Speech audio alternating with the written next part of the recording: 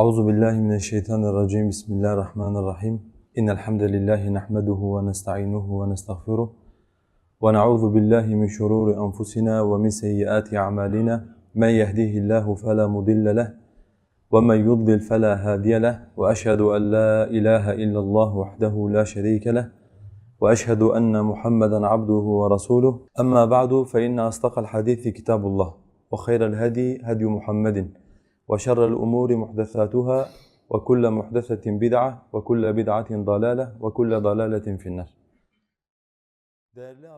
Qadrli birodarlarim, bu hafta inshaalloh tavhid mudofaasi darslarimizga biroz o'zgarish kiritamiz. Ya'ni odatiy formatdan tashqariga chiqamiz.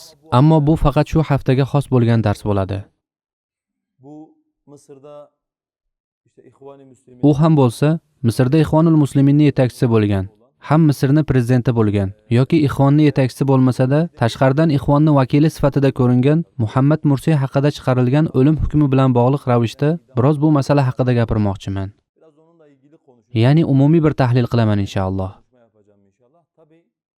Albatta hokimiyat tavhidi bilan aloqasi bor bo'lgani uchun, ya'ni mavzuyimiz bilan bog'liq bo'lgani sababli bu hafta inshaalloh shunday bir mavzuni bayon qilamiz. Endi birodarlarim, ilk o'laroq, ya'ni bugungi mavzuni sarlavhasini shunday deb belgilashimiz ham mumkin. Bu demokratiya fitnasi islom ummatiga qayerdan kirib keldi? Ya'ni qaysi jamoatning qo'li bilan yoki qaysi guruh vositasi orqali bu demokratiya fitnasi islom ummatining ichiga kirib keldi? Endi bilasizlar birodarlarim, sirat kitoblaridan hammangiz biladigan bir qissani sizlarga aytib bermoqchiman. Keyin esa biroz boshqacha bir qarashni taqdim etishga harakat qilaman.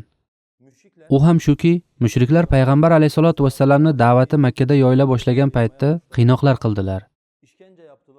Insonlarga tahdid qildilar. Insonlar bilan payg'ambar o'rtasiga to'siqlar qo'ydilar. Qaradilarki, foydasi yo'q. Muhammad sallallohu alayhi vasallam bayon qilgan dindan insonlar uzoqlashmayaptilar. Ular bosim qilgan sari musulmonlar bir-birlariga yanada mustahkam yopishib boryaptilar. Da'volarida yanada sobit qadam bo'lyaptilar. Butun boshli Makka bir joyga to'planib, bir Bilolga so'z o'tkaza olmadilar. Ya'ni u Bilolki, bugun ishoning, bu yerda bo'lgan ko'plab musulmonlar ilm jihatidan ehtimol Biloldan ko'proq bilimga egadirlar. Ammo qancha azob bergan bo'lsalar ham, u bilgan bitta kalima bor edi. Alloh birdir, ahadun ahad. U shu so'zida sobit turdi. Mushriklar esa qiynoqlarda sobit turdilar. Oxir oqibat mushriklar o'zlarini mag'lub bo'lganlarini angladilar. Ya'ni qiynoq bilan, bosim va azob bilan payg'ambarning yonidagilarni yo'llaridan qaytara olmasliklarini tushunib yetishgach, aytdilarki, kelinglar buni kelishuv yo'li bilan hal qilaylik.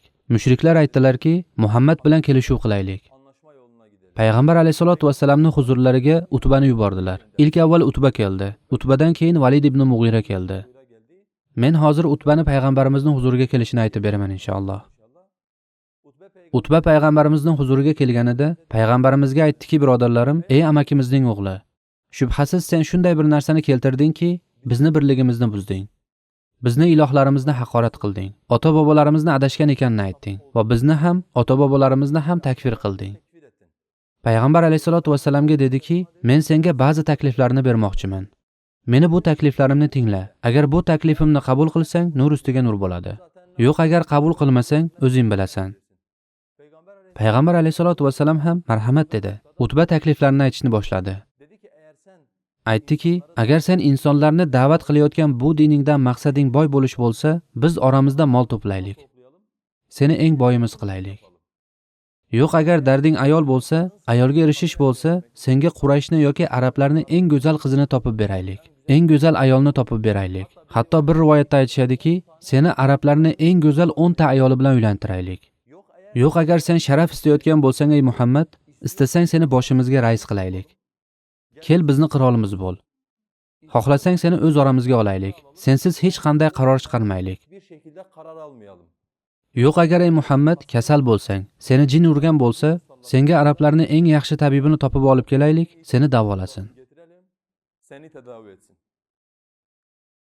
Endi bu yerda payg'ambar alayhisolatu vassalamga qilingan taklifga e'tibor bering birodarlarim. Payg'ambarimizga ayol taklif qilishdi. Payg'ambarimizga mol dunyo taklif qilishdi. Payg'ambarimizga diktatorlikni taklif qilishdi. Demokratiyani taklif qilishdi.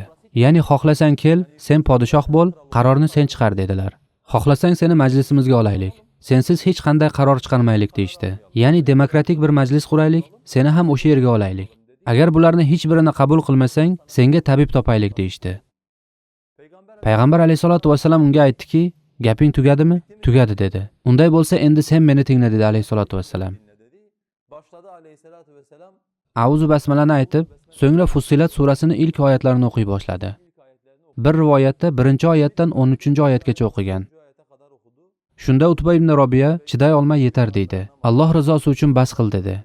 Payg'ambar alayhisolatu vasallamni to'xtatdi. Bir rivoyatda esa payg'ambar alayhisolatu vasallam 34-oyatgacha o'qidi. Sajda qildi va ey Utba, meni senga aytadiganlarim shulardir. Xohlasang qabul qil, xohlasang qabul qilma dedi. Shundan keyin Utba mushriklarning oldiga qaytdi. Mushriklar Utbaning yuziga qarab aytishdiki, "Vallohi bu odam ketgan yuzi bilan qaytmadi." Ya'ni bu odam borib, aniq Muhammaddan ta'sirlangan dedilar. Utba kelib ularga aytdiki, "Qaranglar, men she'rni barcha turlarini biladigan odamman. Muhammad o'qigan narsa she'r emas, ya'ni u Qur'on she'r emas. Bu odamni o'z holiga qo'yinglar. Agar bu odam arablarga g'olib kelsa, uni g'alabasi bizni ham g'alabamizdir. Ya'ni biz ham uning qavmidanmiz, qabilasidanmiz. U bilan birga ustun bo'lamiz. Yo'q, agar arablar bu odamga hujum qilib uni o'ldirsalar, arablar bizni undan qutqargan bo'ladilar. Biz qo'limizni qonga bulamagan bo'lamiz va o'z oramizda qabila qonini to'kmagan bo'lamiz" dedi. Tabiiyki mushriklar buni qabul qilmadilar. Shundan keyin Valid ibn Mughira men borib gaplashaman dedi va u payg'ambarimizning huzuriga bordi. Endi birodarlarim, men buni sizlarga nima uchun aytib berdim? Buni shu sababdan aytib berdim. Endi sizlarga bir savol bermoqchiman va sizlarni ham o'ylab ko'rishingizni istayman. Sizningcha Makkalik mushriklar payg'ambar alayhisolatu vasallamga bu taklifni olib kelganlarida, u zotni buni qabul qilmasliklarini bilishmasmidi? Ya'ni shunday o'ylab ko'ringlar. Payg'ambarimiz Makkada va har kuni payg'ambar qissalari bilan bog'liq oyatlar nozil bo'lib turibdi. Va oyatlarning aksarida payg'ambarning tilidan Alloh azza va jalla shuni aytadi. Shuni söylüyor: "Va ma as'alukum alayhi min ajr." Men sizlardan bu da'vatim evaziga hech qanday haq so'ramayman. Mushriklar bu oyatlarni eshitisharmidi? Mushriklar bu oyatlarni eshitishar edi. Xo'sh, payg'ambarga pul taklif qilganlarida bu oyatlarni o'qib yurgan bir odamni, ularning mol taklifini qabul qilmasligini bilishmasmidi? Juda yaxshi bilishardi. Yana payg'ambar alayhisolatu vasallamga ayol taklif qilishdi. Muhammad alayhisalom esa zotan Makkaning eng axloqli, eng kelishgan yigitlardan biri edi. Agar bu odamni dardi ayol bo'lganida, o'zi 25 yoshda bo'la turib, 40 yoshli bir ayolga uylanarmidi, birodarlarim? Ayoli hayotlik paytida uni ustiga umuman boshqa bir ayolni olmagan odamga bu taklif qilinadimi? Ya'ni buni dardi ayoldir deb. Mushriklar buni bilishmasmidi? Mushriklar buni ham juda yaxshi bilishardi. Agar bu odamni dardi sharaf bo'lganida, bu odam insonlar ustidan ustunlik o'rnatishni istaganida, bu odam da'vatini qullarga olib borarmidi? Bu odam qullar bilan birga o'tirarmidi? Aksincha u shoirlarning yoniga borardi, boylarning yoniga borardi, siyosatchilarning yoniga borib, da'vatini ularga yetkazardi. Yoki sizlarga shunday bir savol beray. Hozir men aytayotgan gaplarni Makkalik mushriklar tushunmaydigan yoki o'ylab ko'rmaydigan darajada ahmoq edilarmi? Ahmoq emasdi, birodarlarim. Bu odamlar shahar boshqarishar edi. Bu odamlar Ka'baga tikib qo'ygan butlari bilan butun arablarni o'z atrofida aylantirib turishar edi. Bu odamlar o'ylab topgan dinlari bilan butun Jaziratul Arabni, ya'ni Arab yarim orolining iqtisodini Makkaga oqizishar edi. Butun boylikni, butun o'sha mintaqani qaymog'ini shu odamlar yeyishardi. Bu odamlar aqlli odamlar edi. Xo'sh, unda nega bu odamlar payg'ambarga shunday taklif bilan kelishdi? Ya'ni qabul qilmasligini bila turib, payg'ambarning da'vati buni mutlaqo ziddi bo'lishiga qaramay, nega bunday taklif bilan kelishdi? Shundan dolayı kardeşlerim. Çünkü müşrikler Buni sababi shuki, birodarlarim, avvalo payg'ambarimizni yashab turgan muhitidan uzib olishga harakat qilishardi. Bu nimani anglatadi? Bu shuni anglatadiki, payg'ambar alayhisolatu vasallamning o'ziga xos bir muhiti bor edi. Oyatlar uzluksiz payg'ambarga nozil bo'lib turardi. Ya'ni Alloh azza va jallaning kalomi. Payg'ambar bu oyatlarni musulmonlarga o'qib berardi. Musulmonlarni poklardi. Kitobni va hikmatni ularga o'rgatardi. O'tgan payg'ambarlarning qissalarini o'zaro muhokama qilardilar. Ular mushriklar bilan qanday mujodala yuritdilar? Mushriklar ularni qanday yo'ldan ozdirmoqchi bo'lganlar va o'sha payg'ambarlar qanday sabr qilganlar? Oqibat qanday qilib taqvodorlarniki bo'ldi? Payg'ambar doimo sahobalari bilan birga mana shu mavzularni muhokama qilib turardi. Qur'on qissalarining aksariyati Makkada nozil bo'lgan. Musulmonlarning qalbidagi iymonni oshirish, musulmonlarning qalbini sobit qila olish uchun.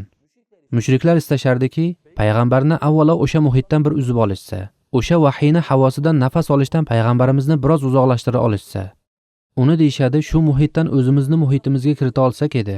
Ya'ni biz tomonga qarab bir qadam tashlasa, zotan ta'vizni ortidan ta'viz keladi. Ya'ni qandayki sobitlik sabotni keltirsa, xuddi shunday yon berishni ortidan yana yon berasiz. Endi shunday o'ylab ko'ringlar birodarlarim. Mushriklar kelib payg'ambarimizga aytdilarki, "Ey Muhammad, sen qullar bilan birga o'tiryapsan.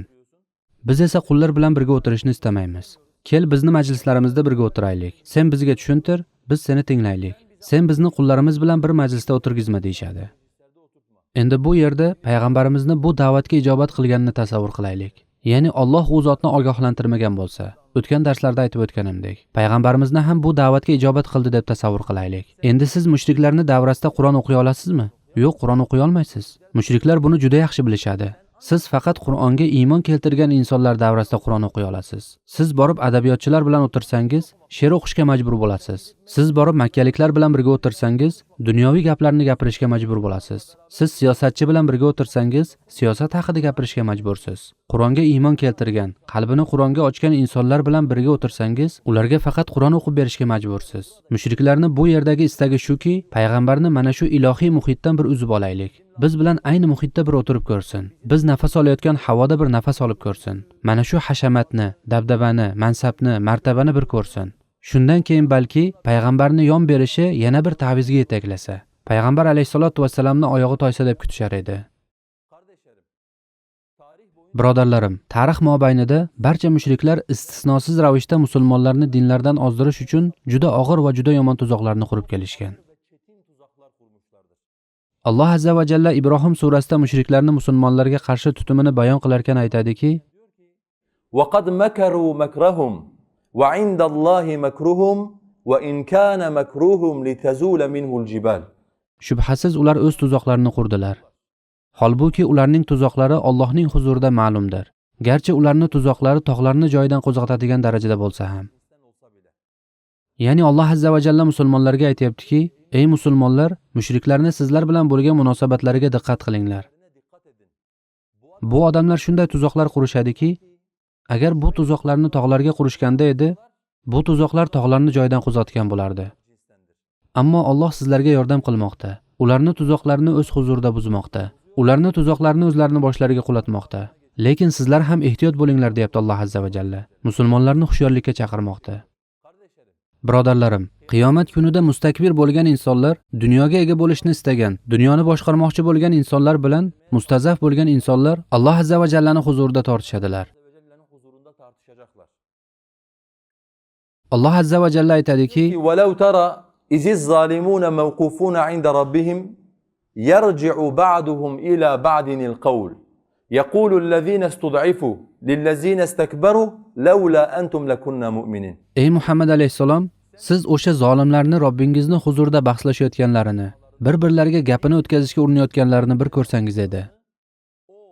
O'sha mazlum bo'lgan mustazaflar mustakbir bo'lganlarga aytadilarki, agar sizlar bo'lmaganingizda edi, biz mu'minlardan bo'lgan bo'lardik deydilar. Mustakbirlar ham ularga aytadiki: "Qalallazina istakbaru lillazina istud'ifu anahnu sadadnakum 'anil huda ba'da iz ja'akum bal kuntum mujrimin." Sizlarga hidoyat kelganidan keyin biz sizlarni undan to'sganmizmi? Yo'q, balki sizlar mujrim bo'lgan insonlar edingiz deydilar. Ya'ni Allohning so'zini tinglasangiz edi, payg'ambarning kalomiga ergashsangiz edi, sizlarni biz yo'ldan ozdirdikmi? Yo'q, o'zingiz mujrim va o'zingiz aybdor bo'lgan insonlar edingiz deydilar. Mustazaf bo'lganlar u yerda masalani mohiyatini tushunib yetadilar va shunday deydilar. Alloh azza va jalla aytadi: "Wa qala allazina istud'ifu lillazina istakbaru bal makru al-layli wan-nahari istamurunana an nakfura billahi wa naj'ala lahu andada."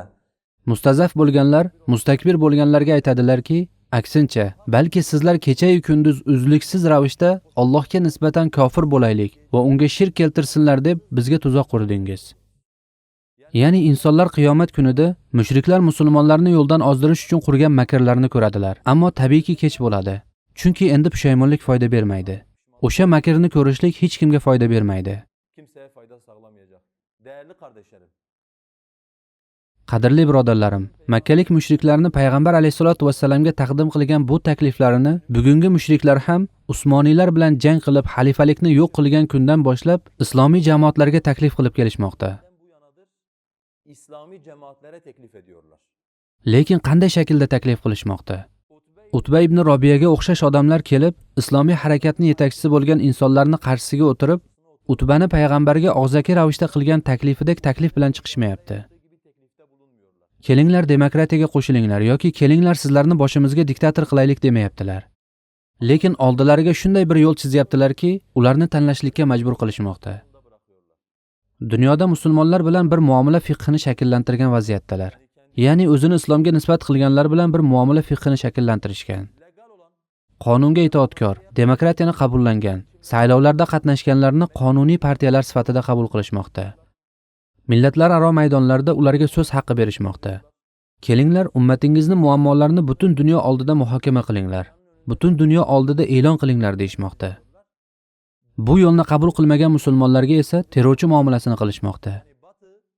Ya'ni G'arb lisani holi bilan musulmonlarga aytayaptiki, ya'ni islomiy qatlamga, musulmonlarga demaylik, islomiy qatlamga aytayaptiki, qaranglar, agar o'zingizga qonuniy yo'lni tanlasangiz, demokratiyani qabullanib, saylovlarda qatnashsangiz, sizlarni qonuniy boshqaruv tizimi sifatida tan olamiz. Sizlar bilan muomala qilamiz. Ammo demokratiyani qabul qilmay, boshqa yo'llar bilan diningizga xizmat qilishga urinsangiz, biz sizlarni qonuniy tizimlar sifatida tan olmaganimiz tufayli sizlarga yashash huquqini bermaymiz deyishmoqda. Ya'ni Utbani bevosita qilgan taklifini bugun bular voqelik yo'li bilan islomiy jamoatlarning oldiga qo'yishmoqda. Payg'ambar alayhisolatu vassalam kabi aqli salim bo'lgan, vahiyning nuri bilan oydinlangan insonlar faqatgina Allohning oyatlarini o'qiyaptilar. Ya'ni bu takliflarning qarshisida ular ham payg'ambar Fussilat surasidan oyatlarni o'qigani kabi oyatlarni o'qiyaptilar. Kutinglar, biz ham sizlar bilan birga kutmoqdamiz. Shubhasiz Alloh bizni oramizda hukm qiladi, yo dunyoda, yo oxiratda. Ba'zilar esa birodarlarim, bu takliflarning qarshisida yo e'tiqodiy zaifliklari sababli, ya'ni islom e'tiqodini to'liq tushunmaganlari sababli, yoki amaliy jihatdan dunyoni rohatiga moyil bo'lganlari sababli ularni bu takliflarni qabul qildilar va demokratiya fitnasiga aralashib ketdilar. Ve demokrasi fitnesine bulaştılar. Peki, Xo'p, bu demokratiya fitnasi islom ummatiga qachon kirib keldi? Yoki islom ummati parlamentlar orqali Allohning qonunlari bilan hukm qilmaydigan tuzumlar ichida o'rin egallab, islomga xizmat qilish fikrini qayerdan o'ziga yuqtirib oldi va qayerdan tarqaldi? nereden yayıldı? Bu shirkni, bu bid'atni, bu adashishlikni musulmonlarga yuqtirgan Ihvonul Muslimin jamoasidir va uning boshida Hasan al-Banna turadi.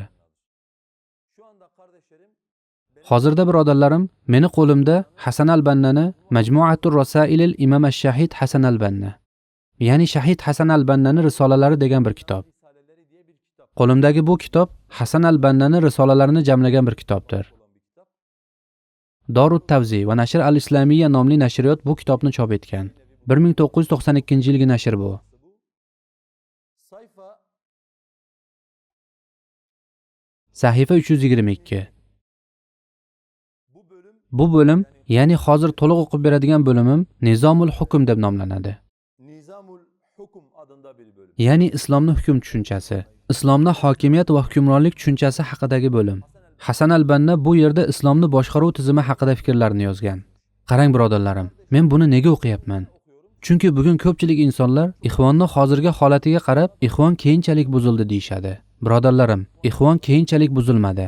Ammo Ihvonning manhajini qabul qilgan va Ihvonga ergashgan insonlarga aytadigan gapim yo'q.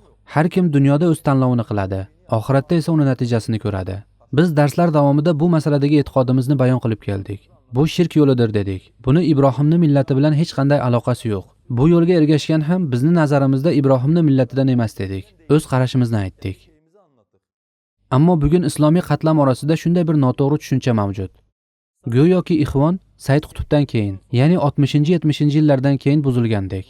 Dastlabki davrlarda Ihvon juda mustahkam bir jamoa bo'lgandek bir tasavvur bor. Shunday bir qarash mavjud. Lekin unday emas. Ihvon tashkil topgan kundan buyon hozirda tamsil qilayotgan, bizga ko'ra zalolat bo'lgan, islom aqidasiga ko'ra ham zalolat bo'lgan qarashlarini tashkil topgan kundan beri ifodalab kelayotgan bir jamoatdir. Hasan al-Banna aytadiki, birodarlarim, men aytib o'tgan kitobning 322-sahifasida وعلى هذا bunun üzerine فليس في قواعد هذا النظام النيابي ما يتنافى مع القواعد التي وضعها الإسلام لنظام الحكم. shu Misrning qonunlarida deydi, islom qo'ygan qonunlariga zid, teskari bo'lgan biron qonun yo'qdir. Endi birozdan keyin Misrni 1923-yilda tashkil topgan konstitutsiyasi bilan bog'liq ayrim qismlarni o'qiyman. Hasan al-Banna bu davrda aytadiki, Misr qonunlarida islomga zid keladigan biror narsa yo'qdir. وهو بهذا الاعتبار ليس بعيدا عن النظام الإسلامي ولا غريبا عنه. Bu jihatdan qaraganda deydi, bu qonunlar islomning ruhidan ko'p ham uzoq emas. Unga ko'p ham begona emas. وبهذا الاعتبار يمكن أيضا أن نقول في اطمئنان إن القواعد الأساسية التي قام عليها الدستور المصري لا تتنافى مع قواعد الإسلام. Barcha tomonlama deydi. Ya'ni bu jihatdan qaraganimizda xotirjam bir shaklda shuni ayta olamizki, bu konstitutsiyaning asosiy qoidalari, asosiy unsurlari, ya'ni ustiga bino qilgan, asos qilib qabul qilgan asosiy unsurlar bilan islom qo'ygan qoidalar o'rtasida hech qanday muvofiqsizlik, bir muammo mavjud emas. وليست بعيدة من النظام الإسلامي ولا غريبة عنه. Na islom nizomidan uzoqdir va na unga begonadir. بل إن واضع الدستور المصري رغم إنهم وضعوه على أحدث المبادئ والآراء الدستورية وأرقاها فقد توخوا فيه ألا يصطدم أي نص من نصوصه بالقواعد الإسلامية. Bular deydi, bu qonunlarni qo'yganlar, qarang, bu qonunlarni so'ngradan qo'yilganidan xabari bor. Bu qonunlarni qo'yganlar har qancha deydi, eng so'nggi usullarga ko'ra, ya'ni rivojlangan bir qancha o'sha kungi sharoitlarga ko'ra bu qonunlarni qo'ygan bo'lsalarda, shu narsa uchun harakat qildilar deydi. Bu qonunlar islomni hech bir nassi bilan to'qnashmasin. Islomni hech bir nassiga qarama-qarshi kelmasin deb harakat qildilar deydi. Xo'p, unda Hasan al-Bannaga ko'ra Misrning konstitutsiyasida nima bor ekanki, islom qoidalari bilan mos bir holatda bo'lsin. Masalan deydi, Dinud davlatil islam. Bu davlatning dini islomdir. Masalan, bu shulardan bittasidir deydi. Yana nima? Aytadiki, ya'ni shunday deyapti. To'laligicha o'qib beray. Bu qonunlar deydi, فهي إما متمشية معها صراحة كالنص الذي يقول دين الدولة الإسلام. Bu naslar deydi, yo to'g'ridan to'g'ri mos bir holda birga ketadi. Masalan, nimaga o'xshash? Bu davlatning dini islomdir qoidasida bo'lgani kabi. أو قابلة للتفسير الذي يجعلها لا تتنافى معها كالنص الذي يقول حرية الاعتقاد مكفولة. Yoki deydi, to'g'ri tarzda tafsir qilinadigan bo'lsa, to'g'ri tarzda tushunilsa deydi, shu turdagi naslarga ham mos keladi. Insonlarning fikr erkinligi himoya ostidadir. İnsonlarning fikr erkinligi himoya ostidadir. Endi birodarlarim, bu Hasan al-Bannaning Misr qonunlari bilan bog'liq fikrlaridir. Albatta sahifani davomida Hasan al-Banna shuni ham aytadi. Aytadiki, bu qonunlar bilan bu qonunlarning tatbiq qilinishi, bu qonunlarning ba'zi islomiy qoidalarni himoya qilinishi nuqtasida ba'zi nuqsonlari va kamchiliklari bor deydi. Ya'ni buni qabul qilaman. Buni tatbiq qiluvchilar ba'zan noto'g'ri tatbiq qilyaptilar. Qo'ygan ayrim qonunlari islomning ruhiga ziddir. Bularni qabul qilish bilan birga umumiy ma'noda qaraganimizda islomga zid emasdir deydi. Bu Hasan al-Bannaning qarashidir. Endi birodarlarim, Misrning konstitutsiyasi, bilasizlar, Misrni inglizlar ishg'ol qilganlaridan keyin ilk avval nima qildilar? Fransiyani qonunlarini arabchaga tarjima qildirdilar. To'g'ridan to'g'ri Misrga kiritdilar. Ya'ni Misrning qonunlari Hasan al-Bannani bu islomga mosdir degan qonunlari, demakki fransuzlar islom shariatiga mos qonunlar chiqargan ekanda. Bu qonunlarni fransuzchadan arabchaga tarjima qildilar. Bu qonunlarni to'g'ridan to'g'ri oldilar. Faqat ba'zi nikoh, taloq va shunga o'xshash hukmlarni islomning Hanafiy mazhabining fiqhiga ko'ra qoldirdilar. Qolgan barcha qonunlarni Fransiya huquqiga ko'ra o'zgartirdilar. Daha sonra kardeşlerim, bu mesela qonunlardan Keyin birodarlarim, masalan bu qonunlarning moddalaridan bittasini o'qiyman birodarlarim. Aytadiki, butun boshqaruvning markazi manbai ummatdir, ya'ni xalqdir.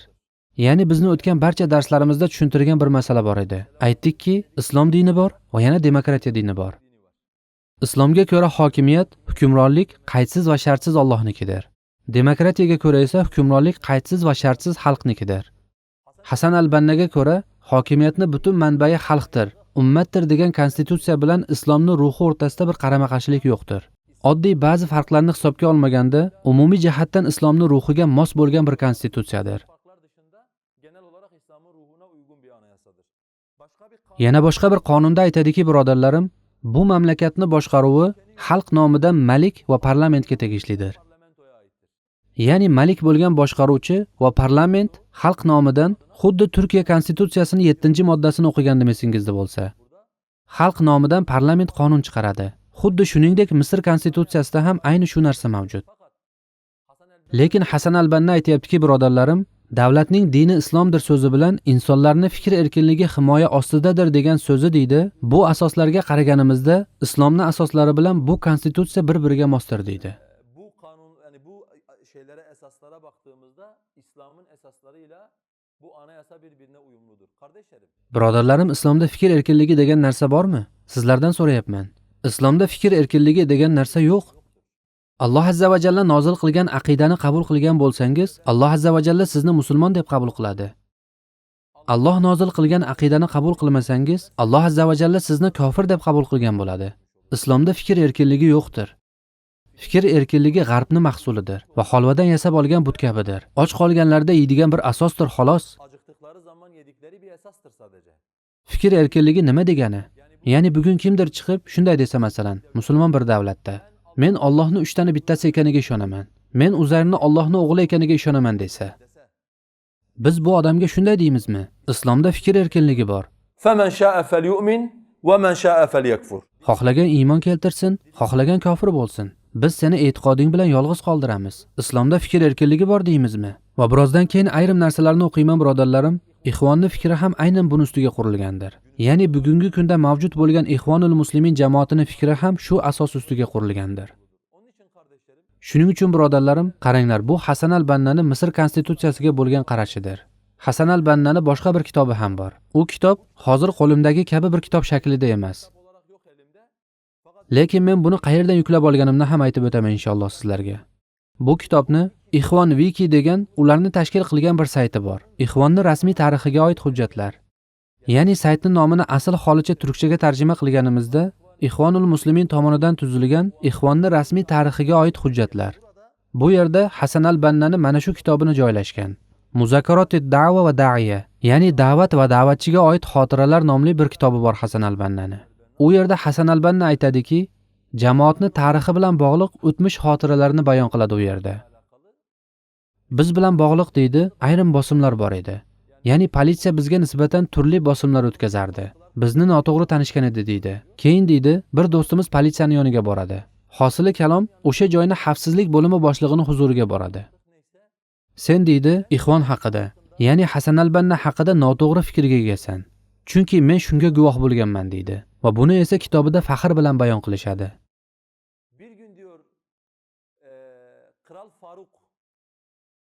Bir kuni deydi, Qirol Faruq Ismoiliya shahriga kelganida Hasan al-Banna u yerdagilarga aytdiki, sizlar yo'laklarga va bandargohlarga chiqib, Qirol Faruqni salomlashingiz va uni qarsaklar bilan kutib olishingiz kerak. E'tibor beringlar. Qirol Faruq kim birodarlarim? Misr qonunlarini, ya'ni islom konstitutsiyasini Fransiya konstitutsiyasiga aylantirgan. Kofirlarni do'st tutgan. Kofirlar bilan birga o'sha davrda kofirlar xalifalikni tugatish uchun o'zlaricha tuzgan ayrim ishlarni amalga oshirishida ishtirok etgan bir odam. Uni chiqib salomlashingiz kerak deydi. Toki g'arbliklar bizni qirolimizni sevishimizni va qirolimizga hurmat ko'rsatishimizni ko'rsinlarki, shunda ularni oldida bizni obro' e'tiborimiz ortsin deydi. Bu Hasan al-Bannani o'zini jamoatiga Qirol Faruqqa nisbatan ko'rsatishlarini istagan munosabatidir. Hasan al-Bannani tutumi shu bo'lgan birodarlarim.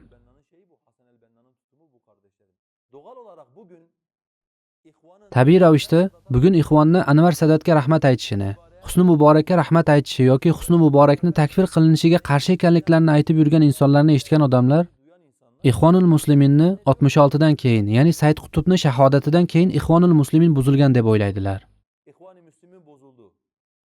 Birodarlarim, Ixvonul Muslimin boshidan beri tog'utlarni musulmon ekaniga ishonadigan va ularni shar'iy boshqaruvchilar sifatida qabul qiladigan bir jamoatdir. Qarang birodarlarim, sizlarga bu yerdan ba'zi misollarni aytib beraman inshaalloh. Bu masalaga aloqador ravishda. Masalan, Tilmisoniy bu odam Ixvonni 3-murshidi. Ya'ni Hasan al-Bannadan keyin boshqa biri keladi. Hudaybiydan keyin esa 3-chi bo'lib jamoatni rahbari sifatida Tilmisoniy jamoatni boshiga keladi. Bu Tilmisoniy Al-Musavvir nomli nashrga bergan suhbatida ushbu jurnalni 2989-sonida undan shunday deb so'rashadi. Aytadiki, Usmonni qatl etilishi, Hazrati Usmonni nazarda tutishadi.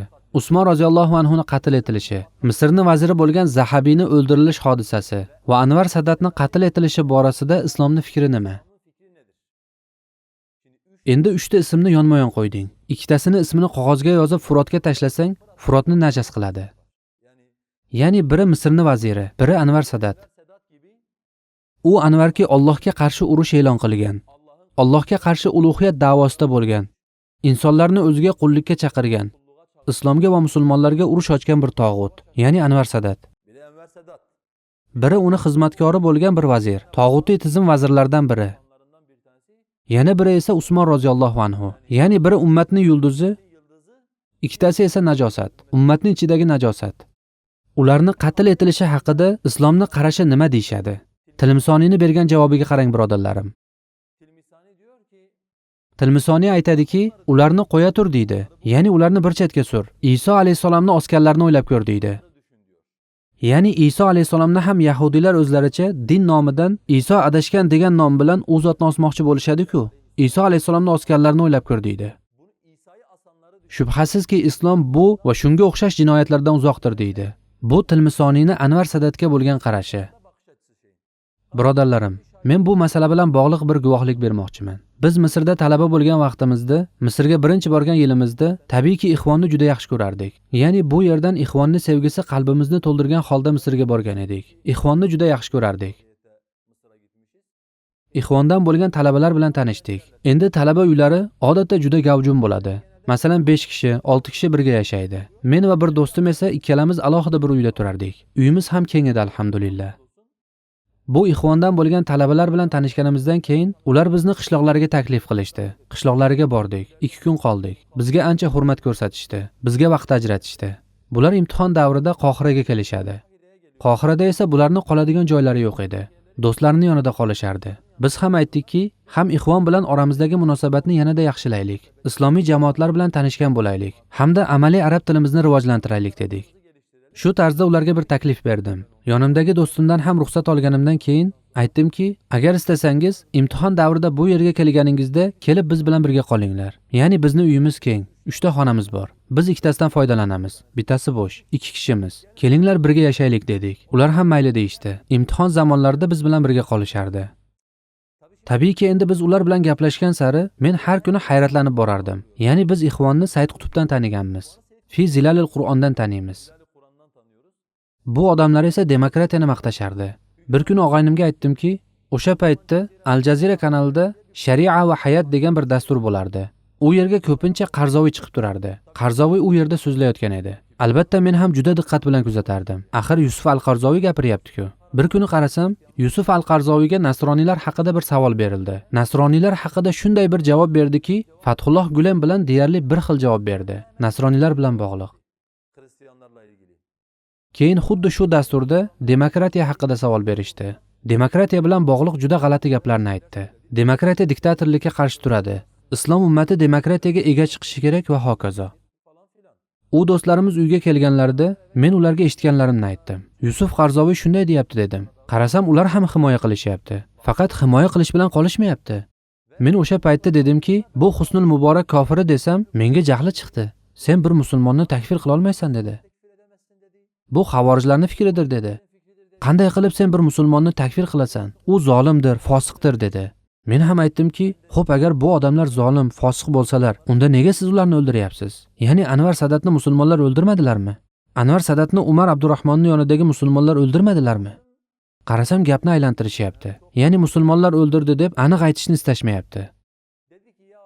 Aytishdiki, yo'g'a, biz buni musulmonlar qilganiga ishonmaymiz. Biz buni amerikaliklar qildi deb bilamiz. Anvar Sadatni o'ldirilishida Amerikaning qo'li bor edi. Zotan o'ldirganlar ham shubhali odamlar edi. Endi inson hech bilmagan bir narsasi bilan to'qnash kelganda nima bo'ladi? Men hayrat ichida qoldim. Aytdimki, demak ularni Anvar Sadatni o'ldirishi noto'g'rimi?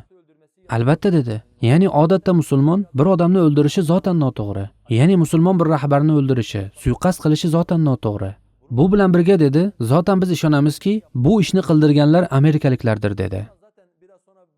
Zotan birozdan keyin ayrim naqllarni keltiraman. Tilmisoniyni, ya'ni 3-murshidni ham kitobi bor. Uni Zikroyatul la Muzakarat degan kitobi bor.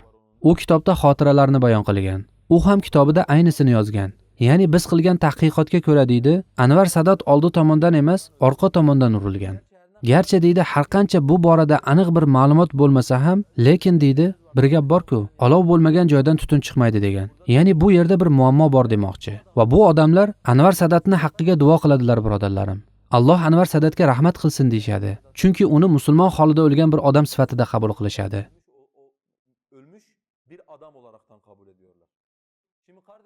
Endi birodarlarim, bilasizlar, Mursiy hukumatga kelishidan oldin bir televideniya dasturida qatnashgan edi. Mursiyga shunday bir savol berishdi. Unga berilgan savol aynan shunday edi. Musulmonlar bilan nasroniylar o'rtasida ixtilof bormi? Mursiyni bergan javobiga e'tibor bering. Misrliklarni o'zaro o'rtalarida hech qanday ixtilof yo'qdir.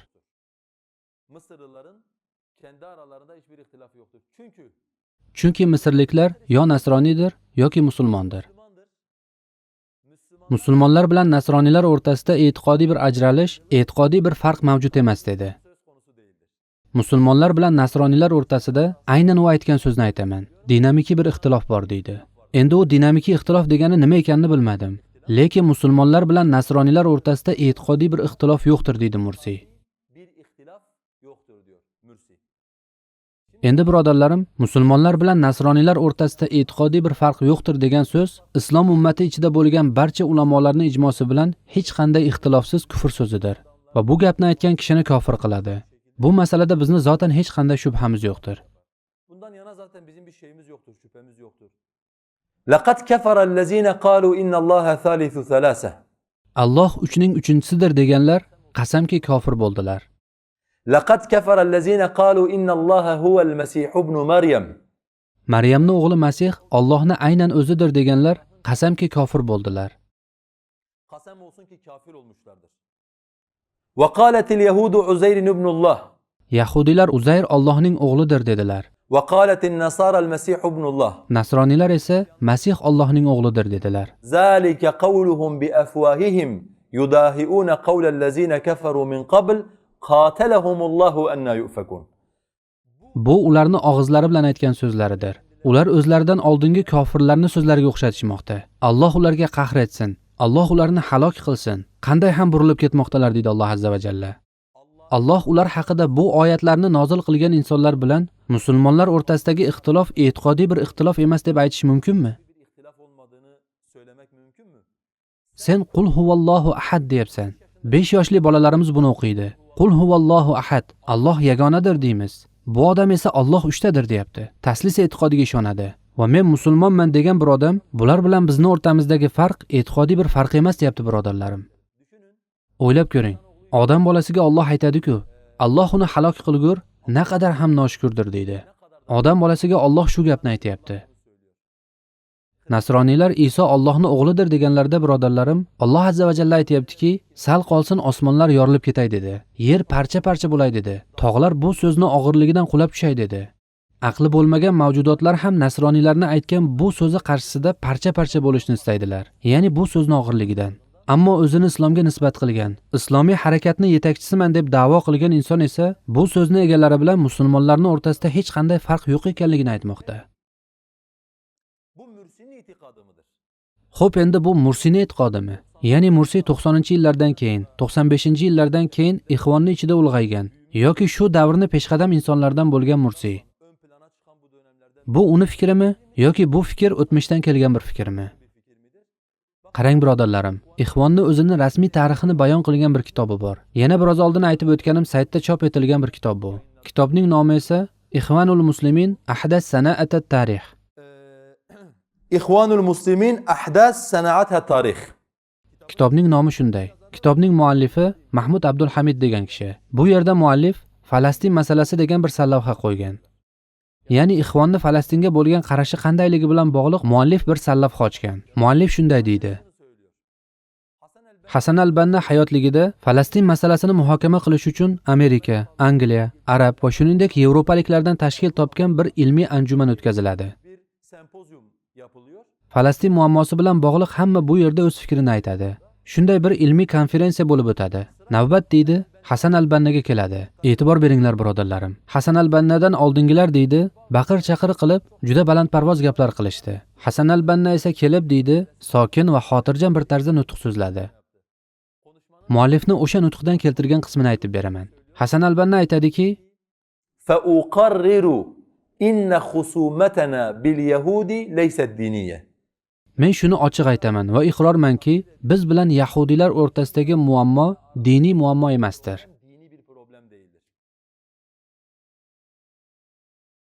Xo'sh, unda nima ekan oramizdagi muammo? Hasan al-Bannadan davom etaman.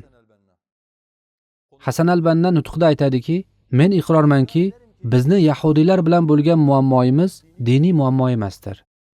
Qur'on bizni ular bilan do'stlashishga va bir safda bo'lishga undaydi. Islom qavmiy bir kitob bo'lishdan ziyoda insoniy bir shariatdir. Islom ular bilan oramizda ittifoq bo'lishini istaydi. Oyat karimada Alloh aytadiki: وَلَا تُجَادِلُوا أَهْلَ الْكِتَابِ إِلَّا بِالَّتِي هِيَ أَحْسَنُ. Ahli kitob bilan eng go'zal uslubda bahslashinglar degan deydi Hasan al-Banna.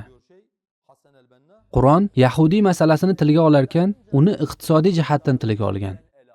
Ya'ni Qur'on yahudiylarni tanqid qilganida, ularning muammolarini bayon qilganida, Qur'oni Karim iqtisodiy va siyosiy jihatdan yahudiylarni tanqid qilgan emish. Bunga dalil nima ekan? Alloh azza va jallaning shu so'zi: فَبِمَا ظُلْمٍ مِنَ الَّذِينَ هَادُوا حَرَّمْنَا عَلَيْهِمْ طَيِّبَاتٍ أُحِلَّتْ لَهُمْ. Biz yahudiylarni qilgan zulmlari sababli ularga halol qilingan pok narsalarni harom qildik. Ularni Allohning yo'lidan ozishlari, ularni foiz yeyishi va hokazo. Ya'ni Hasan al-Banna aytayaptiki, Alloh bu oyatlarda yahudiylarni foiz yeganini, bir-birlariga zulm qilganini bayon qilmoqda. Shu sababli deydi, Qur'oni Karim yahudiy masalasini tilga olarkan, yahudiylar bilan islom o'rtasidagi muammoni iqtisodiy muammo ekanini aytmoqda. Ya'ni yahudiylar baxildir, yahudiylar ochko'zdir, yahudiylar poraxo'r va sudxo'r bo'lganlari uchun islom yahudiylarni sevmaydi ekan birodarlarim. Bu Hasan al-Bannaning fikridir va Hasan al-Banna buni xalqaro bir anjumanda aytib o'tadi. Endi tabiiyki, agar imom shunday deb turgan bo'lsa, undan keyin kelgan Mursiyni ham biz bilan nasroniylar o'rtasida e'tiqodiy farq yo'qdir deb aytishi g'oyat tabiiydir. Qadrli birodarlarim, Alloh azza va jalla aytadiki: لَقَدْ سَمِعَ اللَّهُ قَوْلَ الَّذِينَ قَالُوا إِنَّ اللَّهَ فَقِيرٌ وَنَحْنُ أَغْنِيَاءٌ. Shubhasizki Alloh faqirdir, biz esa boymiz deganlarning so'zini eshitdi. Qur'oni Karim yahudiylarni tilga olganida Allohga faqirdir degan bir qavm sifatida tilga oladi. Alloh azza va jalla aytadi: ular aytdilarki, Yadullohi maghlula. Allohning ikki qo'li bog'langandir. Yahudiylarning so'zini aytayapti. Bal yadahu mabsutatani. Aksincha Alloh azza va jallaning ikki qo'li ochiqdir. Ya'ni yahudiylar Allohni faqir deyish bilan birga Allohni ayni paytda baxil ham deb aytadigan bir millatdir. Biroz oldin o'qiganim oyat karimani eshitdinglar. Yahudiylar nima deyishardi birodarlarim? Yahudiylar aytishardiki, Uzayr Allohning o'g'lidir. Alloh azza va jalla ko'plab oyat karimalarda yahudiylar haqida aytadiki, ular Allohning oyatlarini inkor qildilar va payg'ambarlarni o'ldirdilar. Xo'sh, Hasan al-Bannaga ko'ra, ixvonning asoschisiga ko'ra, yahudiylarning muammosi nima ekan? Yahudiylarning muammosi iqtisodiy bir muammomish. Ya'ni e'tiqod bilan bog'liq yahudiylarning bir muammosi yo'q ekan va u oyat karimani ham zotan buzib ko'rsatgan. Ya'ni bu yerda keltirgan oyatda "Va la tujadilu ahlal kitabi illa billati hiya ahsan", ya'ni ahli kitob bilan eng go'zal uslubda bahslashinglar. Lekin oyat bu yerda tugamaydi birodarlarim. "Illallazina zalamu minhum", ulardan zolim bo'lganlari mustasno. Ya'ni zolim bo'lganlarga kelganda ularga loyiq bo'lgan uslub bilan muomala qiling deydi Alloh azza va jalla. Ammo ichlaridan so'zga quloq soladigan, Qur'oni Karimni tinglaydiganlarga kelganda ular bilan eng go'zal uslubda bahslashing. Ularni islomga da'vat qiling. Hasan al-Banna esa nima qilyapti? Oyat karimani o'rtasidan kesib olib aytayaptiki, Alloh azza va jalla biz bilan ularning o'rtasida ittifoq bo'lishini istaydi. Endi bu gapni qayerdan chiqargan buni aniq bilmayman. Orasını tam olaraktan bilmiyorum. Değerli kardeşlerim, demek ki Qadrli birodarlarim, demak bugun Mursiyni o'limga hukm qilinishi bilan birga yana qaytadan kun tartibiga chiqib, demokratik yo'llar bilan islomga xizmat qilinishi mumkinmi? G'arb bunga ruxsat beradimi kabi masalalarni gapirganimizda, bu masala go'yo ixvonni oxirgi davrda chiqqan bir muammosidir deb tushunilmasin. Bu Hasan al-Bannadan boshlab ixvonni dini shudir va ixvon mana shu dinga mansubdir. Qaranglar, Tilmisoniyga bir savol berishadi. Men hozir zikr qiladigan bu jumla Majallatul Mujtamaa, ya'ni Mujtamaa deb ataladigan bir jurnal bor. Bu Quvaytga oid bir jurnaldir. Hasan al-Bannani islomda parlamentga kirish, siyosatga kirish va saylovlarda ishtirok etish bilan bog'liq fikri nima deb Tilmisoniydan so'rashadi. Tilmisoniy aytadiki, siyosiy partiya tuzishlikda hech qanday muammo yo'qdir. Hasan al-Banna vafot etishidan oldin 2 marta saylovlarda ishtirok etgan. Tilmisoniyning so'zini aytayapman. Hasan al-Banna vafot etishidan oldin 2 marta saylovlarda ishtirok etgan. Hudaybiy esa, ya'ni Hasan al-Bannadan keyingi ikkinchi murshid, Abdunnosir bilan qarama-qarshi kelishidan oldin siyosiy bir partiya tuzishlikni istagan edi. Bu fikrga ijobiy qaragan deydi. Bilasizlar, Jamol Abdunnosir ixvonni qo'llanib bo'lgandan keyin to'ntarish qilib hokimiyatga keladi. Undan keyin esa barcha ixvonchilarni zindonga tashladi. Ularning ko'pchiligini zotan qatl qilishdi.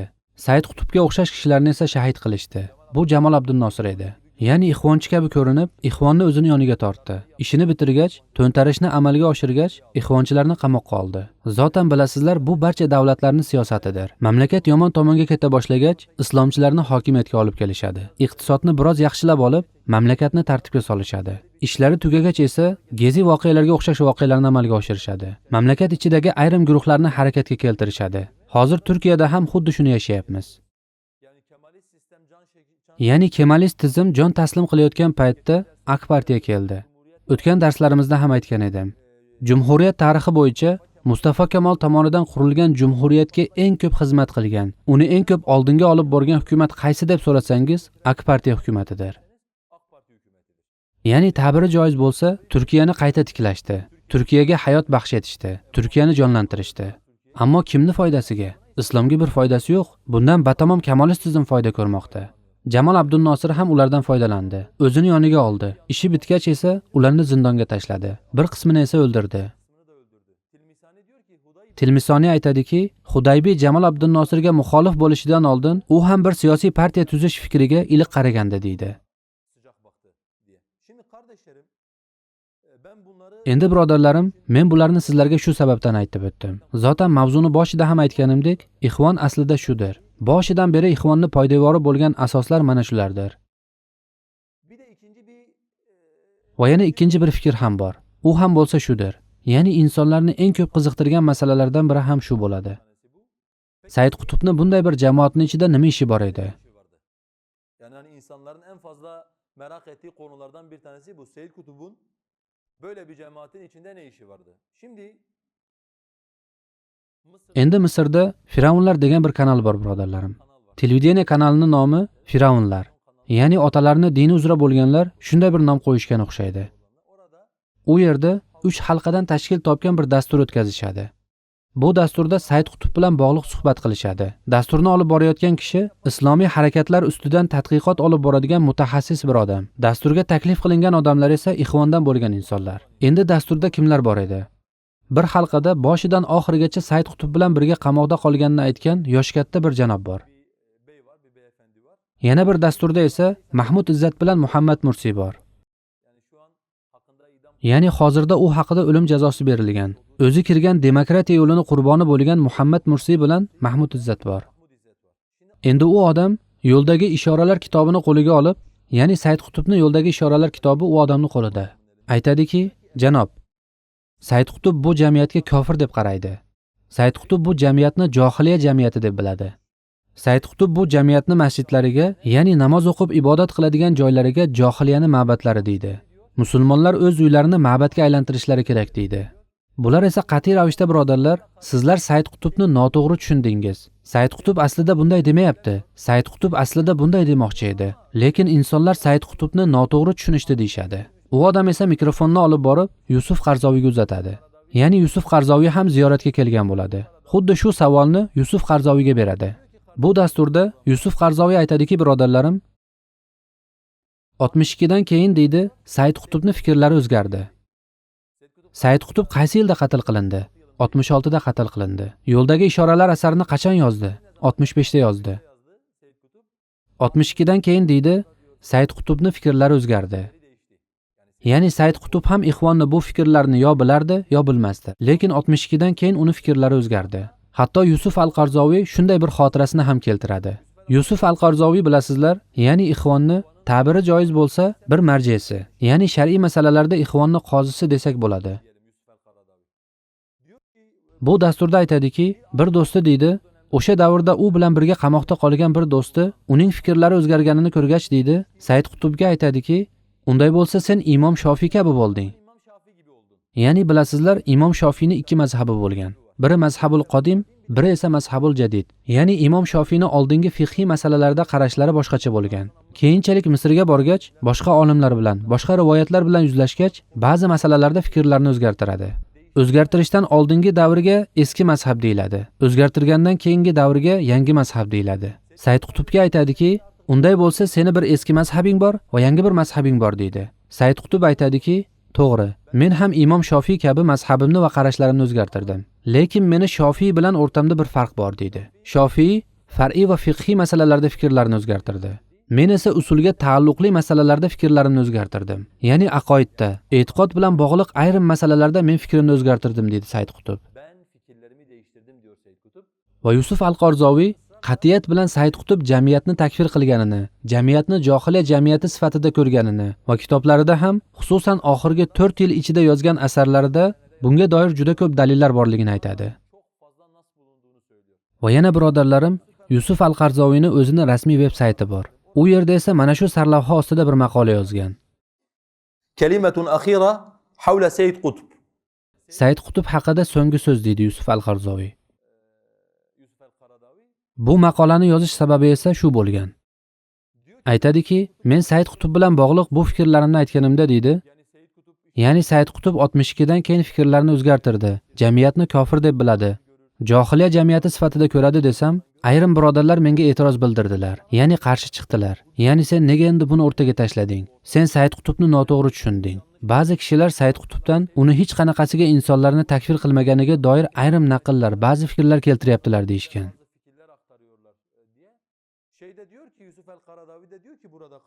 Bu yerda Yusuf al-Qarzoviy ham aytadiki, birodarlar, ya'ni boshqa chora yo'q. Said Qutbning maqolalari o'rtada, Said Qutbning kitoblari ham o'rtada. U o'z kitoblarida ochiq-oydin bu fikrlarni bildirgan. Bu odamning aytgan so'zlari turib, biz kimlarnidir u odam haqida aytib bergan xotiralariga tayangan holda u haqida hukm beramizmi? Yo'q deydi. Said Qutbning zotan bu boradagi fikrlari ma'lum deydi. Hatto qaranglar, mana shu narsani ham keltiradi u yerda. Aytadiki, Ibrohim Abdu, ya'ni o'sha davrda Said Qutb bilan birga ayni zindonda qolganlardan biri, u aytadiki, biz 65-yilda zindonga kirganimizda ko'rdikki, zindonda juda qiziq fikrlar mavjud. Ya'ni oldin ixvonda bo'lmagan bir qancha fikrlar bor. Qanday fikrlar bular? Ya'ni butun jamiyat kofirdir. Biz bu jamiyatni mushrik jamiyat sifatida qabul qilamiz. Va aytadiki, bu fikrlarni barchasi Said Qutbga borib taqaladi. Ya'ni buni qayerdan chiqqanligi to'g'risida sen kimdan eshitding, sen kimdan eshitding deb izlansak, masalani asl markazi Said Qutbga borib taqalardi. Albattaki biz buni Saidga ham nisbat qila olmadik. Ya'ni Said bunday ishni qilmaydi deb o'yladik deydi. Keyinchalik qamoqxonada juda katta bir fitna chiqdi. Ya'ni jamoat ichkaridan larzaga keldi deydi. Ya'ni jamoatning fikrlari borasida bir bahs masalasi yuzaga keldi. Toki deydi, Xudaybiy, ya'ni ikkinchi murshid Du'atun Laqudot kitobini yozdi, undan keyin fitna tinchidi. Ya'ni hozirda ixvonni bu bizning aqidamizdir deb yozgan bir kitoblari bor. Kitobning asl nomi Du'atun Laqudot, ya'ni biz da'vatchimiz, qozi emasmiz. Zotan bu so'zni ko'p eshitgan bo'lsangiz kerak. Ixvonchilarning mashhur so'zidir. Lekin biz ham da'vatchimiz, ham qozimiz. Ya'ni ham da'vatchimiz, insonlarni Allohning diniga da'vat qilamiz, hamda Alloh kofir deganga kofir deymiz. Alloh musulmon deganga musulmon deymiz.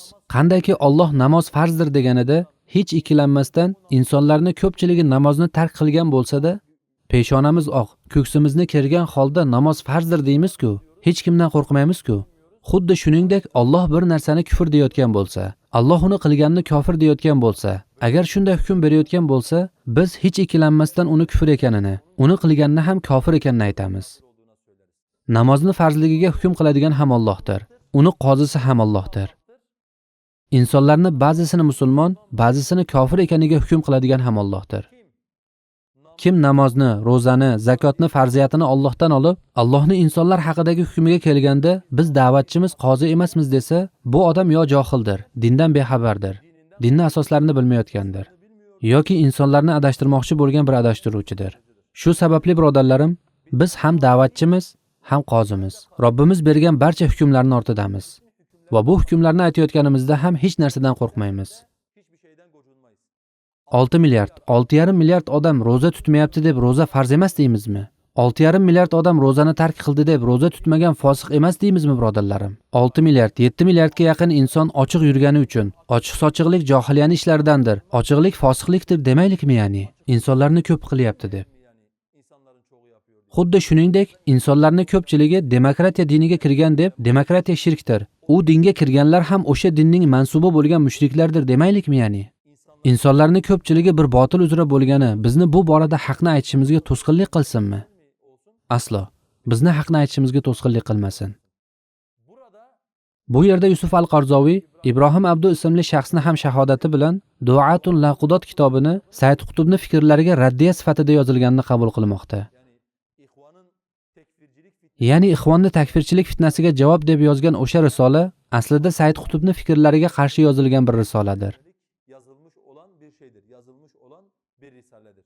Shuning uchun birodarlarim, Said Qutbning hayotida 3 ta davr bor. Said Qutbning hayotida 3 dönem vardır.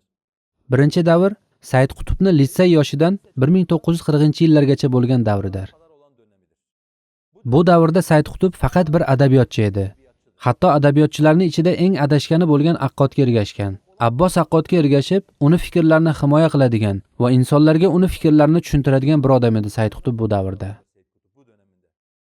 Keyin Said Qutb Qur'on bilan tanisha boshlaydi. Ikkinchi davri, ya'ni 1940-yillardan keyingi davrni aytayapman. Said Qutb Qur'oni Karim bilan tanisha boshlaydi. Qur'oni Karimni o'qiy boshlaydi va bu davrda hozirda ham turkchaga tarjima qilingan Qur'onda qiyomat sahnalari, Qur'onda adabiy tasvir kabi kitoblarini Said Qutb shu davrda yozadi. Ya'ni ham adabiyot bilan shug'ullanadi, ham bu bilan birga Qur'oni Karim bilan shug'ullanadi. Keyin birodarlarim, Said Qutb Amerikada bo'lgan paytda Hasan al-Bannani o'ldirilish voqeasida amerikaliklarning quvonchini, islomga bo'lgan dushmanliklarini ko'rgach, Said Qutbning voqealarga qarashi o'zgaradi va Misrga qaytadi. Misrga kelganida esa Ixvanul Muslimin bilan muloqot qilishni boshlaydi. Mana shu davr, ya'ni Said Qutbning 45 yoki 46-47-yillardan keyingi davri deb aytishimiz mumkin bo'lgan davr. Said Qutb Ixvan bilan tanishadi. Ixvanning ichiga kirgan davrdir. Va Said Qutb bu davrda 15 yil qamoq jazosi oladi. Sog'lig'i imkon bermagani uchun ozod qilinadi. Keyin yana qaytadan qamoqqa olinadi. Mana shu qamoqqa olingan o'sha 62 bilan 66-yillar orasida Said Qutbning voqealarga qarashi butunlay o'zgaradi. Ba'zilariga ko'ra Ibn Taymiyani o'qigandan keyin fikrlari o'zgargan. Ba'zilariga ko'ra Mavdudiyni Qur'onga ko'ra 4 atama kitobini o'qigandan keyin fikrlari o'zgargan. Qur'oni Karimning oyatlariga boshqa bir ko'z bilan qaray boshlagan. Ba'zilariga ko'ra esa Muhammad ibn Abdul Vahhobning kitoblari va asarlarini o'qigandan keyin Said Qutbning fikrlari o'zgargan. Allohu a'lam. Ammo biz aniq bilgan bir narsa borki, Said Qutbning fikrlari o'zgaradi. Said Qutb ixvonni yo'nalishidan butunlay boshqa bir yo'nalishga yo'naladi. Bugun ixvonni Said Qutbga ko'z qarashi ikki tomonlidir. Birinchisi, Said Qutb noto'g'ri tushunilgan. Said Qutb aslida bunday demoqchi emas edi deydigan bir guruh bor ixvonning ichida. Nima uchun?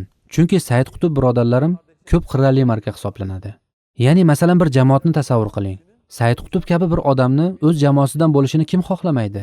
Ya'ni bir jamoat uchun sharafdirki, Said Qutb kabi haqiqatni bayon qiladigan, haqiqatni yozgan va shu yo'lda jonini bergan bir inson o'sha jamoatning yetakchilaridan biri bo'lishini istamasin. Ikkinchi guruh esa Qarzoviy kabi ochiqchasiga Said Qutbning oxirgi davrlarda fikrlarini o'zgartirganini, takfirga og'ganini, jamiyatlarni takfir qilganini aytadigan bir oqim bor Ixvanul Musliminning ichida.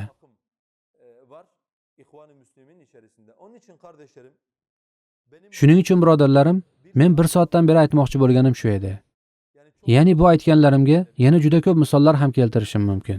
Lekin Ixvanul Muslimin tashkil topgan kundan beri Ixvanul Musliminning e'tiqodi mana shu bo'lgan. Bularni nima uchun tushuntirdim? ليهلك من هلك عن بينة ويحيى من حي عن بينة. Toki halok bo'lgan dalil ustida halok bo'lsin. Hayot topgan ham dalil ustida hayot topsin. Bu yerda men asl masalaga to'xtalmoqchiman, birodarlarim. Endi bilasizlar, Ixvonul Muslimin dunyodagi eng katta va eng eski jamoatlardan biridir. Ya'ni oxirgi 200 yilni hisobga oladigan bo'lsak, eng katta bo'lgan va eng ildizli bo'lgan ko'plab jamoatlar ham uning rahmidan o'sib ulg'aygan bir jamoatdir, Ixvonul Muslimin jamoati. Tabiiy ravishda bizni fikrimizda bo'lgan insonlar ham Ixvonul Muslimin haqida gapirganda qo'rqishadi. Ya'ni insonlarni tepkisini olishdan qo'rqishadi. Masalan, Ayman az-Zavohiriyni Hasadul Mur nomli bir kitobi bor. Ya'ni Ixvonni 60 yillik achchiq tarixi deb Ixvonni tarixini bayon qiladi. Bu yerda men aytgan misollarni ehtimol ko'pi u yerda ham bordir. Ya'ni men xossatan o'z kitoblaridan keltirishni istadimki, aynan joyiga tushishligi uchun. U ham bu aytganlarimni zikr qiladi va o'zi ham aslida Ixvondan chiqqan biri. Ya'ni Ixvonni juda yaxshi biladigan, Ixvon bilan aloqasi bo'lgan bir shaxs. Lekin kitobining ichida Hasan al-Bannaga rahmat o'qiydi. Hasan al-Banna rahimahulloh deydi. Ixvon musulmon bir jamoatdir deydi. Ya'ni Ixvonni muhokama qilganida butun bu kufrlarni bayon qilib berishiga qaramay, lekin oxirgi hukm berish masalasiga kelganda Ixvon haqida shunday bir fikrda bo'ladi. Bu faqatgina bir misol. Ya'ni xuddi shuningdek, masalan, Hamas ham xuddi shundaydir. O'ylab ko'ringlar. Turkiyada yoki dunyoda demokratik yo'llar bilan islomga xizmat qilish degan gap islomda yo'q. Bu yo'l kufr yo'lidir va bu yo'lga ergashgan insonlar ham musulmon emas. Mana shu aqidaga ega bo'lgan insonlar bor. Qaranglar, endi masalan Ixvonni yaxshi ko'radigan va Ixvonni yo'liga ergashgan insonlar, Ixvonni ortidan boruvchilarga aytadigan gapimiz yo'q. Masalan, AK partiyalik bir odamni Mursiyni qo'llab-quvvatlashini qoralay olamizmi, birodarlar? Qoralay olmaymiz. Chunki u odam zotan bu yo'lni to'g'ri yo'l deb ishonadi va shu yo'lni ortidan ergashmoqda. Qiyomat kunida ham uni hisobini Allohga beradi. Ammo demokratiyani bir din deb qabul qilgan, bu yo'lni bir kufr yo'li deb qabul qilgan insonlar Hamas hukumatga kelganida gapni aylantirishni boshladilar. Ya'ni biz Hamasni kufriga ishonamiz, Qassam brigadalarini kufriga ishonmaymiz. Hamasni ichida buni qabul qilib qo'llab-quvvatlaganlar. Keyin boshqa bir guruh chiqdi. Hamas ta'vil ahlidir. Boshqa bir guruh chiqdi. Hamas ojizlik fiqhi ichida bo'lgani uchun Alloh nozil qilganlari bilan hukm qilmayapti deyishni boshladi. Bularni barchasi birodarlarim mana shundan kelib chiqadi. Zotan buni alohida tushuntirmoqchiman.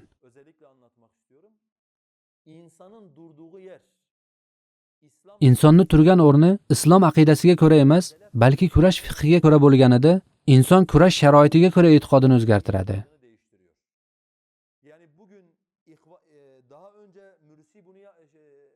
Ya'ni ilgari Muborak buni qilganida uni takfir qilgan, ilgari Arafat buni qilganida uni takfir qilgan odamlar Hamas va Ixvon buni aynisini qilganida ularni takfir qila olmayotgan bo'lishlari nega desangiz, birodarlarim, bu ularning hokimiyat Allohnikidir va Allohdan boshqasi bu huquqni o'zida ko'rganida u kofirdir degan e'tiqodga ega emasliklarini ko'rsatadi. Bu odamlar tog'utlar bilan kurashganlari uchun, tog'utlar ularni zindonlarga tashlagani uchun, ularga aziyat berib qiynagani sababli tog'utlarni takfir qilishadi. Aks holda e'tiqodi sababli tog'utlarni takfir qilmayaptilar. Agar e'tiqodi sababli tog'utlarni takfir qilgan bo'lsalar edi, xuddi shuni Hamas qilganida, aynisini Ixvon qilganida, ularni ham kofir ekaniga e'tiqod qilishlari kerak edi. Alloh azza va jalla oyat karimada aytadi-ku: "Akuffarukum khayrun min ulaikum?" Sizlarni kofirlaringiz avval yashagan kofirlardan yaxshiroqmidi? Alloh azza va jalla makkalik mushriklarni tanqid qilmoqda. Ya'ni kofir kofirdir. Alloh azza va jalla kufr degan narsani qilgan, Alloh azza va jalla shirk degan narsani qilgan odam Allohning huzurida mushrikdir. Bu ishni shu dinga mansub bo'lishi bilan bu dinga mansub bo'lishi o'rtasida hech qanday farq yo'qdir. Afsuski birodarlarim, islomiy harakat, masalan Robiya maydonidagi voqealarni o'ylab ko'ring. Aytganimdek, bugun AK partiyalik bir odam buni qo'llab-quvvatlasa, bunga ayta oladigan bir gapimiz yo'qdir. Chunki uni o'zi tanlagan yo'li shu va Alloh qiyomat kunida oramizda hukm qiladi. Ammo o'zini tavhidga nisbat qilgan bir odamni, buni shirk yo'li ekaniga ishongan bir odamni Robiya maydonidagi voqealar haqida ularni qo'llab-quvvatlaydigan bir o'rinda turishi, bu unchalik ham tushunib bo'ladigan masala emas, birodarlarim. Ya'ni bu insonni e'tiqodiy masalalarda aslida to'liq tushunmaganini yoki himoya qilayotgan e'tiqodini voqelikdagi qarshiligini yaxshi anglay olmaganini ko'rsatadi. Shu sababli Ixvonul Muslimin jamoati tashkil topgan kundan beri hokimiyatni Allohga tegishli bo'lishi masalasida muammoli bir jamoatdir. Parlamentga kirib, islomiy bo'lmagan bir tuzumda xizmat qilish masalasida muammoli bir jamoatdir. Yahudi va Nasroniy, valo va baro borasida boshqa dinlarga bo'lgan qarashida muammoli bir jamoatdir. Xuddi shuningdek musulmonlarga, ya'ni tavhid ahliga bo'lgan qarashida ham muammoli bir jamoatdir. Va bu Hasan al-Bannadan boshlab Muhammad Mursiygacha o'zgarmagan bir e'tiqoddir. Faqatgina bu e'tiqodda o'zgargan, farqlangan va ko'p ham yashay olmasdan shahid bo'lgan Said Qutbdir. Bundan tashqari jamoatning aqidasi Said Qutbga raddiya sifatida yozilgan "Biz da'vatchimiz, biz qozi emasmiz" kitobida yozilgan narsalardir. Biz qadı değiliz kitabında yazılı olan şeylerdir. Va bu fitna islom ummatiga ixvondan yuqqandir. Ya'ni Ak partiyani ayblashning, Najmiddin Erbaqanni ayblashni bir ma'nosi yo'qdir. Albatta ular ham aybdordirlar. Bu alohida bir masala. Ammo bu ummatni demokratiya shirkiga va kufriga botirgan Toyib Erdo'g'on emasdir. Bu ummatni demokratiya kufriga va shirkiga botirgan Najmiddin Erbaqan emasdir. Ulardan oldin, agar biz buni kufr va shirk deb qabul qilayotgan bo'lsak, bu ummatni bunga tortgan, buni yo'llarini ummat oldida tayyorlagan Hasan al-Banna va Hasan al-Bannani jamoati Ixvonul Muslimindir. Bu zikr qilganlarim esa ular o'z kitoblarida aytgan so'zlaridir. Alloh azza va jalla ularni ham, bizlarni ham hidoyat qilsin. Hidoyatimizni ziyoda qilsin. Bizlarga haqni haq sifatida ko'rsatishini va unga tobe bo'lishni ihson aylasin. Botilni botil sifatida ko'rsatishini va botildan ijtinob etishni bizlarga ihson aylasin. Alloh azza va jalla bizlarni ularni hidoyatiga vasila qilsin. Aynı zamanda kardeşlerim, yani ben Allah'tan temennim şudur ki, Shu bilan birga birodarlarim, ya'ni meni Allohdan tilagim shuki, bugun Mursiyni tushib qolgan holati bu mamlakatda ham uni yo'liga intilayotgan insonlarga bir dars bo'lsin. Bu yo'lni yo'l emasligini anglab yetsinlar. Tavba qilib yana asl rushlariga qaytsinlar. tekrardan asıl rüştlerine geri dönsünler. Çünkü biliyorsunuz gün geçmiyor ki Chunki bilasizlar, kun o'tgan sayin islomiy mamlakatlardan birida o'zini islomga nisbat qilgan diyorlarda islomiy jamoatlardan biri siyosiy bir partiya tuzib, saylovlarda qatnashib, hokimiyatga kelgach, ayrim o'zgarishlar qilamiz deb e'lon qilmagan bo'lsa. değişiklikler yapacaklarını ilan etmesinler. Yani hemen Ya'ni deyarli har bir saylov davrida yoki har ma'lum bir davrda boshqa bir jamoat afsuski bu borada manhajini, qarashini o'zgartirmoqda va ixvon ochib bergan yo'lga kirib va bu yo'lda davom etishmoqda. bu yolda devam ediyorlar. Natija o'rtada birodarlarim. Ya'ni g'arbliklar, kelinglar demokratiya bilan demokratik saylovlarda qatnashinglar. Sizlarni qonuniy deb tan olaylik deb musulmonlarga taklif bilan kelgan odamlarni ishlariga to'g'ri kelmagan paytda islomiy jamoatlarga qanday o'yinlar qilganlari, ularni qanday qulatganlari, ularni qanday o'limga hukm qilganlari o'rtadadir. Va eng achinarlisi esa izzat bilan yashab, izzat bilan o'lishlik turganida xor holatda yashab, demokratiya bilan insonlarga hukmronlik qilish kurashi jarayonida o'lishlikdir. Hükmetme mücadelesi esnasında ölmektir. Ya'ni tasavvur qiling. Siz umringiz davomida bu dinga xizmat qilish uchun moldan, farzanddan, oiladan voz kechasiz. Ammo o'layotganingizda o'lim sababingiz nima? Demokratiyani mustahkamlash uchun. Nasroniylar bilan musulmonlar o'rtasida farq yo'qdir. Nasroniylar ham bizlar bilan birga mamlakatni boshqarishlari mumkin degan gaplarni insonlarga tushuntirish uchun. Biz sizlar o'ylagandek emasmiz. Bizni noto'g'ri tanigansiz deb g'arbliklarga yoqimli ko'rinishga uringan paytingizda yana o'sha ayni g'arbliklar sizlarni qatl qilsinlar. Sizlarni o'limga hukm qilsinlar. Bir kunda minglab odamlarni Robiya maydonida o'ldirsinlar. Bu haqiqatdan ham xorlikdir. Bu gerçekten bir zillettir. Umuyorum ki Rabbim Umid qilamanki, Robbim ularni yo'lidan ketayotganlarga ham buni ko'rsatsin. Ularga basirat ihson aylasin. Tavba qilib va yana o'z rushlariga, islomlariga qaytishni ularga nasib qilsin. Allohumma amin. ve ahiru da'vana enilhamdülillahi rabbil alemin. Esselamu aleyküm ve rahmetullahi ve berekatuhu.